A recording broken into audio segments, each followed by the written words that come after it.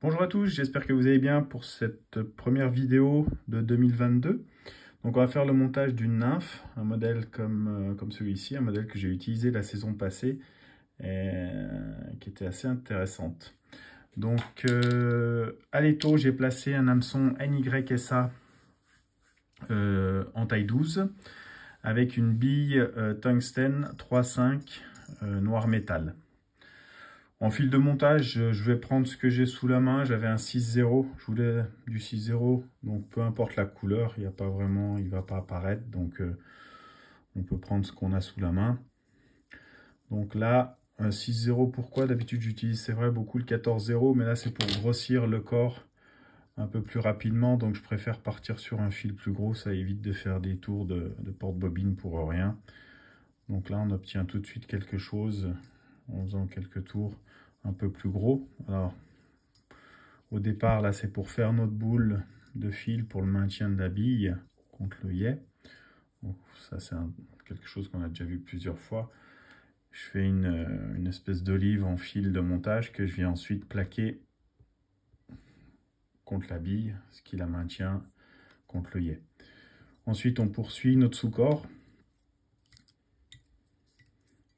pour fixer nos cercles. Alors cercle, vous pouvez faire si vous reste une plume de coque roux, c'est surtout roux, la couleur est plus importante que, ou sinon du rubion en pardo. Ça c'est en fonction de ce que vous avez sous la main. Donc on prélève les fibres comme ceci, on les regroupe et on vient les placer sur la rampe. On cale bien notre longueur. Voilà, là c'est pas mal. Et on ne les coupe pas, on se sert justement de celle-ci pour grossir notre sous-corps, afin d'aller encore plus vite dans le montage et de former un corps conique. Donc ça on va le faire comme vous avez déjà vu, par des allers-retours de fil entre la bille. Et puis là je ne vais même pas aller jusqu'à la hampe, jusqu'au milieu de l'hameçon. Voilà, on fait des allers-retours ici.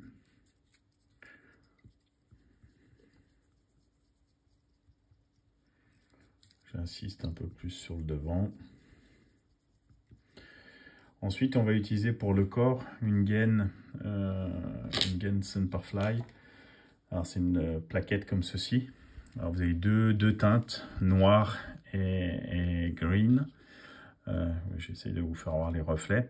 Donc là, en fin de compte, on va dire pour faire simple, vous avez là pour les tailles 10 d'hameçon, la taille 12, 14, 16 et 18. Donc ça vous fait avec une plaquette, vous pouvez faire différents lestages, différentes tailles de nymphes, ce qui peut être assez intéressant. Le noir, je ne l'ai pas encore testé, mais le green, j'avais utilisé. C'est franchement très intéressant. On se rapproche du Earl de Pan naturel dans les teintes, mais avec la solidité d'un produit synthétique, quoi. Donc la petite astuce, c'est si vous voulez faire, c'est de couper par... vous coupez les plaquettes, j'avais fait ça sur une précédente plaquette, vous coupez par deux, c'est-à-dire les deux couleurs là, et c'est plus facile à utiliser pour placer le produit sur les hameçons. Là je l'ai carrément sorti, vous voyez, de la plaquette, mais en coupant par deux, ça va super bien.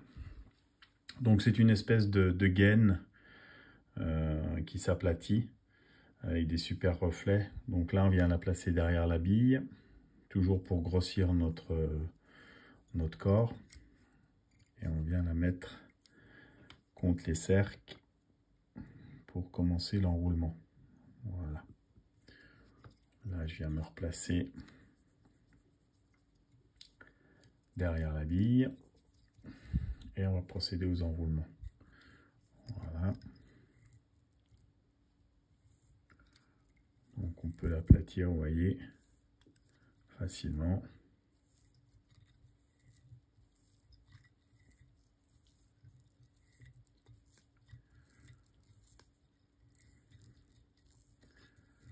Voilà, là on l'arrête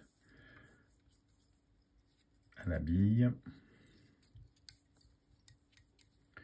On va la couper toujours sur le dessus pour éviter de couper le fil de montage. Et là, on va procéder au thorax. Alors, au thorax, je vais le faire avec, je ne vais pas utiliser d'outil boucle à dubbing. Je vais dévriller un peu le fil vu qu'on est sur du 6-0. Voilà, on laisse tourner notre porte-bobine. Entre-temps, je vais prendre un dubbing, le New Peacock, qui est un dubbing de lièvre avec des fibres synthétiques.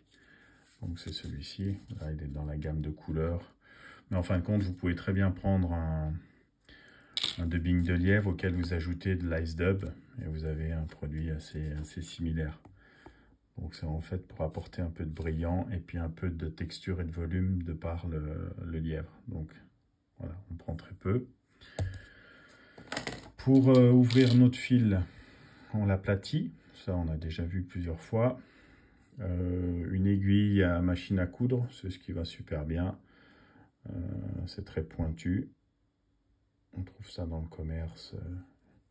Voilà, ça vous permet d'ouvrir votre fil. On va un peu descendre le porte-bobine pour agrandir la boucle. Voilà. On place à l'intérieur notre dubbing aéré.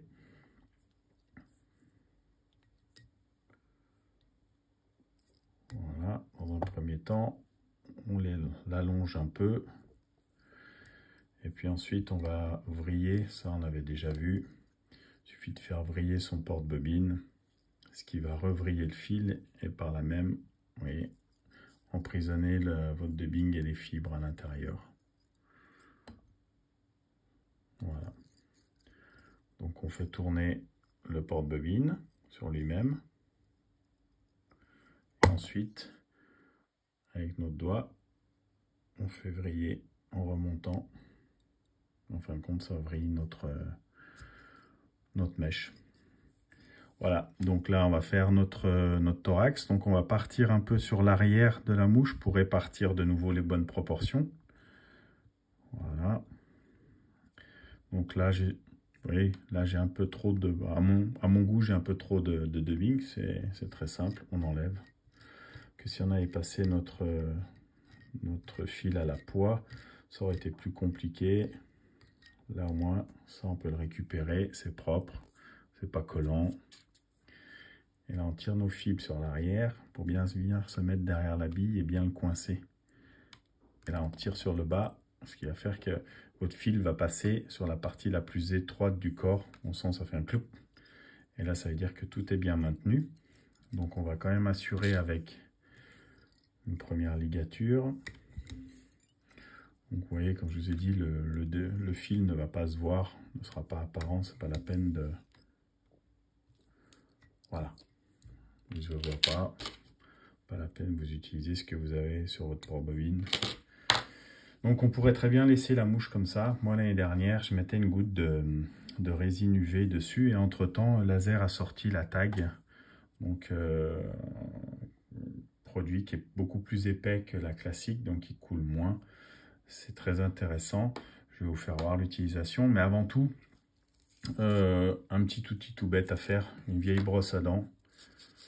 Un morceau de velcro que j'ai collé dessus, ce qui permet d'avoir deux textures de poils pour justement ébouriffer vos dubbings.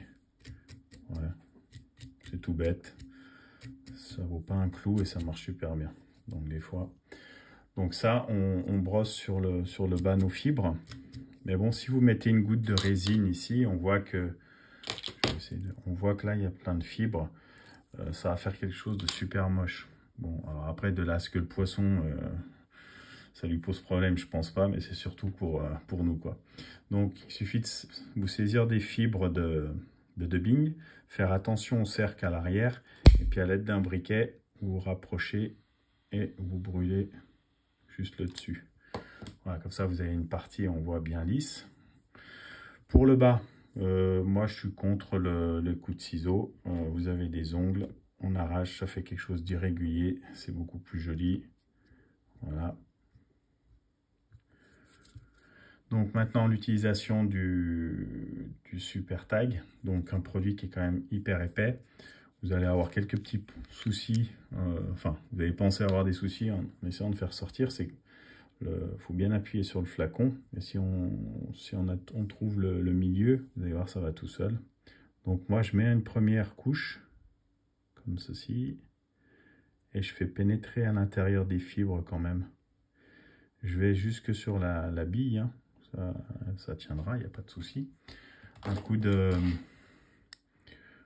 laser. Donc les coups de laser, c'est mieux de mettre, comme je l'avais déjà expliqué plusieurs fois, on a une puissance qui est un peu plus forte quand on appuie. Après sur le long, les piles, si vos piles sont un peu faibles, ça a tendance à... la force du laser a tendance à s'atténuer. Donc des petits à-coups, c'est bien. Et puis là ensuite, je fais la goutte pour avoir le bon but. Voilà. Voilà, on va partir un peu mieux. Donc vous voyez, on a quand même quelque chose, c'est moins fluide que le noir classique, donc c'est plus facile à mettre en place. Et puis là, après 2-3 secondes, si vous voulez encore accentuer, vous voyez, ça fait une goutte quand même qui tient bien, quoi.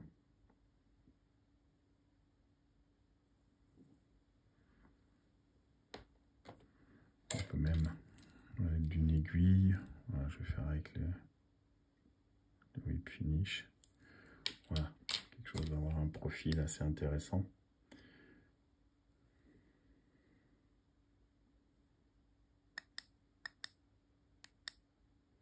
Voilà. Donc, montage assez facile, mais assez redoutable. En tout cas, la saison passée, c'est quelque chose que j'ai pas mal utilisé et qui a vraiment porté ses fruits.